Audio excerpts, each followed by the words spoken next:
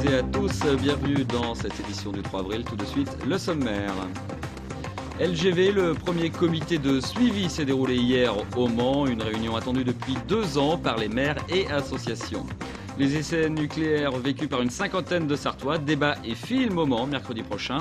Et puis habitat semi-urbain et extension des zones commerciales, nous verrons que la cohabitation n'est pas toujours simple avec un recours contre l'implantation d'un supermarché de bricolage.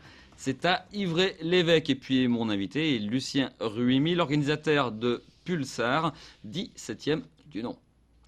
Il était attendu depuis 2 ans. Le comité de suivi de la ligne grande vitesse s'est réuni pour la première fois hier à la préfecture au Mans. Y participaient les maires des 28 communes traversées et diverses associations, notamment de riverains expropriés. Le préfet a dévoilé le programme et les engagements de l'État pour ce projet, estimé aujourd'hui à 3,4 milliards d'euros. Pierre Lelès. Ce premier comité de suivi, c'était une manière de faire le point sur l'avancée du projet pour la préfecture et RFF, Réseau Ferré de France. La LGV en Sarthe, c'est 93 km de ligne nouvelle, 28 communes impactées, 800 hectares de terrain réservés. Le tracé ira de Conneré à Auvers-le-Hamon en passant par le nord du Mans.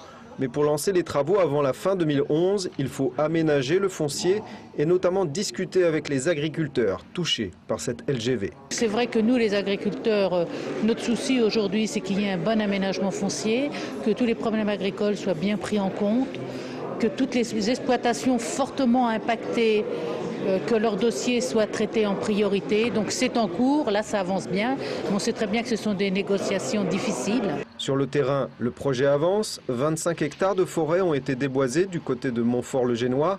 En revanche, le montant définitif des travaux n'est pas encore déterminé. La LGV sera en effet réalisée par un concessionnaire privé, un peu comme le stade de football du Mans.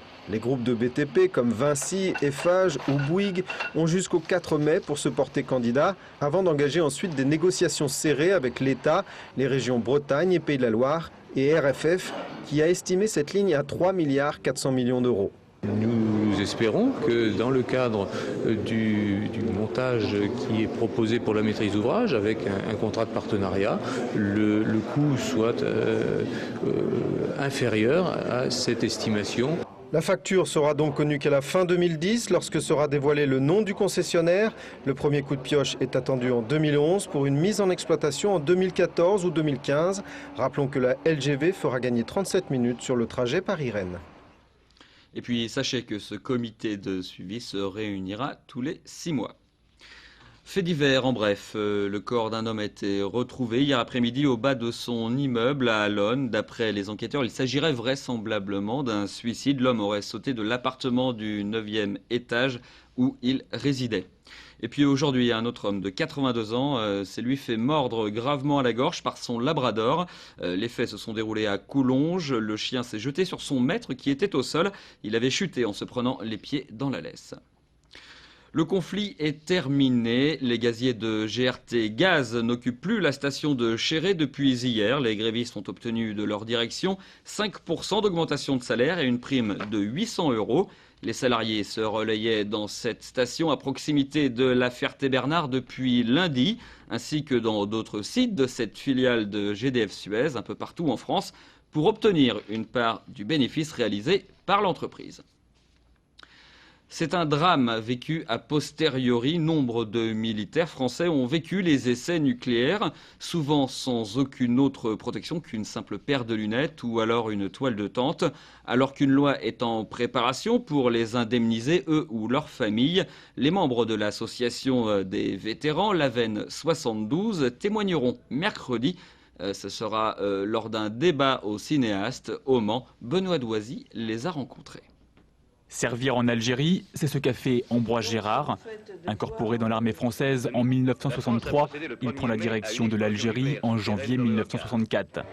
Un mois plus tard, à Hineker, dans le Haut-Gard, il assiste pour la première fois à un essai nucléaire. J'ai monté la garde au pied du point zéro, c'est-à-dire à l'endroit exactement où l'essai devait s'effectuer. Nous sommes restés sur le point zéro sous une toile de tente. Oui. Comme seule protection. Comme seule protection. Nous étions en chemisette, short, sandales, normalement, parce que comme il faisait très chaud. Comme lui, il serait 150 000, civils ou militaires, à avoir été irradiés. En Algérie ou à Mururoa, ils n'avaient aucune protection, comme le prouve ce document de 1960. L'armée affirmait pouvoir se protéger facilement des rayonnements atomiques et près de 50 ans plus tard, ces hommes exposés restent des oubliés. Le discours n'a pas changé, non. On a toujours autant de mal à avoir des divers en 6 mois. 13 février 1960 à 7h14, la première... À force de pression, l'association des vétérans des essais nucléaires a réussi à atteindre une partie de ses objectifs. Un projet de loi est en lecture à l'Assemblée. Il y est clairement indiqué que ce ne sera plus à la victime de prouver que sa maladie est due aux essais nucléaires. Autre avancée, le seuil d'exposition pour être considéré comme victime, il n'existe plus. Mais pour la veine, il faut aller plus loin. On voudrait qu'il y ait un suivi médical pour tous les vétérans des essais nucléaires et les descendants aussi. Une reconnaissance de la nation. Sur certaines maladies, on a eu au départ 4 maladies qui ont été reconnues. On arrive à 18 maladies, mais aux USA, ils en reconnaissent 36. On voudrait qu'ils nous reconnaissent toutes ces maladies. Pour ces victimes oubliées du nucléaire, le combat n'est pas fini, mais d'après la veine, l'État joue avec le temps pour ne pas reconnaître les conséquences qu'ont eu les 210 essais nucléaires de 1960 à 1996. Et puis le film La Gerboise bleue dont vous venez de voir des extraits sera diffusé mercredi en ouverture du débat. Ce sera donc au cinéaste. L'expansion urbaine et de ses activités, surtout, n'est pas sans créer des conflits d'intérêts, surtout dans les zones semi-rurales, à la périphérie des villes. Projets immobiliers, zones d'activité subissent les recours de riverains bousculés dans leur environnement. À Ivry-l'Évêque, une propriétaire de chambre d'hôtes haut de gamme se bat contre l'implantation d'un magasin de bricolage, et plutôt même d'un hypermarché de bricolage. Bienvenue au clos du pavillon entre Le Mans et Ivry-l'Évêque, demeure 18e que la maîtresse de maison Annie Santis est fière de faire visiter. Il faut dire qu'elle y a mis de l'énergie et de l'argent pour transformer une ruine en chambre d'hôte. On a énormément investi pour mettre ces chambres d'hôtes aux normes, pour rendre cette maison tout à fait habitable. Et ça fait 9 ans que nous travaillons encore dans cette maison pour améliorer toujours la qualité, puisque nous sommes labellisés Fleur de Soleil 3 étoiles. Sauf que depuis un an, les travaux sont en stand-by. Même cette véranda devra attendre avant d'être rafraîchie. La cause, c'est hors de la propriété qu'il faut la chercher, juste de l'autre côté de ce chemin, sur la commune d'Ivry-l'Évêque. Ce qui n'est aujourd'hui qu'un vaste terrain en friche deviendra bientôt une zone d'activité commerciale, avec pour seule et unique entreprise un hypermarché du bricolage, Bricoman, transféré du Mans à Ivry-l'Évêque. 6000 m² d'espace de vente et de stockage, livraison par semi-remorque et manège incessant des Fenwick 6 jours sur 7, le tout sous les fenêtres des résidents. Nous sommes rencontrés à différentes reprises pour essayer de voir comment pouvaient coexister nos deux activités en faisant certaines propositions de protection de nuisances visuelles et sonores. À aujourd'hui, nous n'avons pas encore été réellement entendus.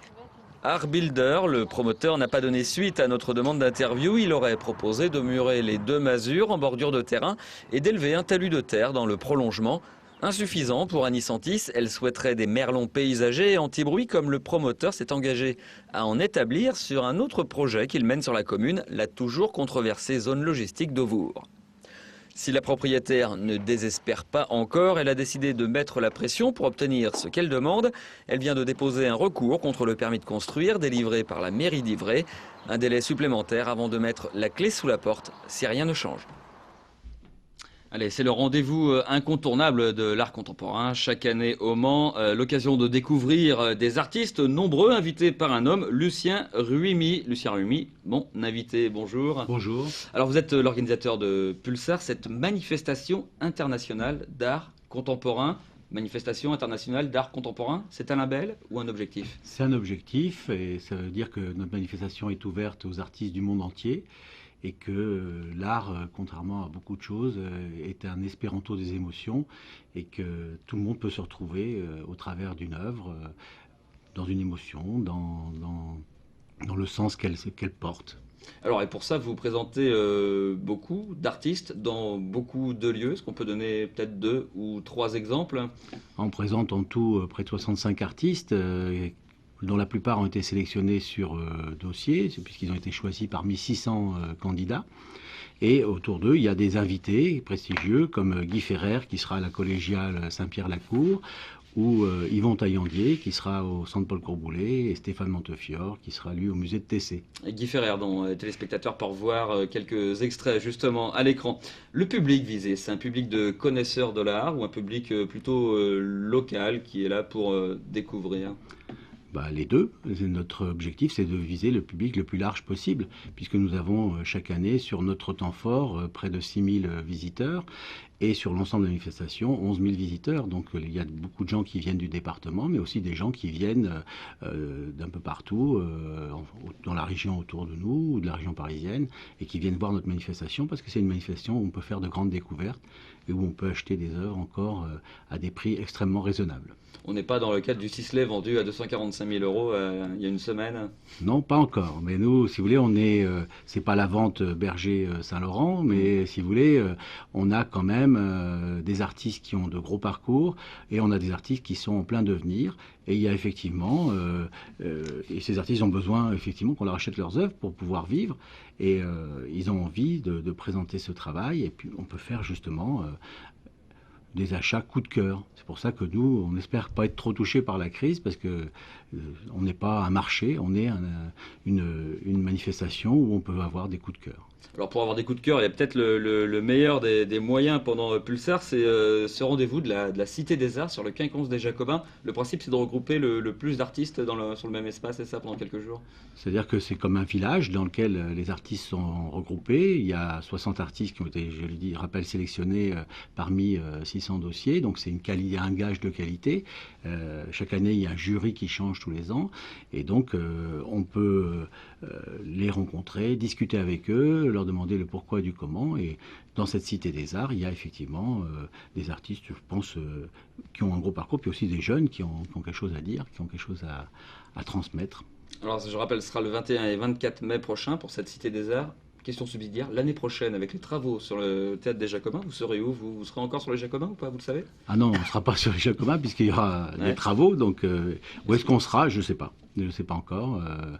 On a des pistes, mais bon, c'est pas encore défini. C'est pas encore défini, voilà. Lucien Rumi, je vous remercie d'être passé dans ce journal. Je rappelle donc que Pulsar, c'est du 22 avril au 15 juin. Excusez-moi. On se quitte avec une idée de sortie familiale pour ce week-end. Le musée de l'abeille de Saint-Germain-sur-Sarthe ouvre ses portes samedi et dimanche. Ruche vitrée pour observer, dégustation de miel pour se régaler. Ce sera le programme. Ce journal est maintenant terminé. Merci à vous de l'avoir suivi. Tout de suite, retrouvez la météo présentée par Romuald Besson. Prochain rendez-vous avec l'info en direct lundi à 18h30. Et c'est un tout image que nous vous proposerons pendant ces vacances d'avril. En attendant, passez d'excellents moments et un très bon week-end sur LMTV.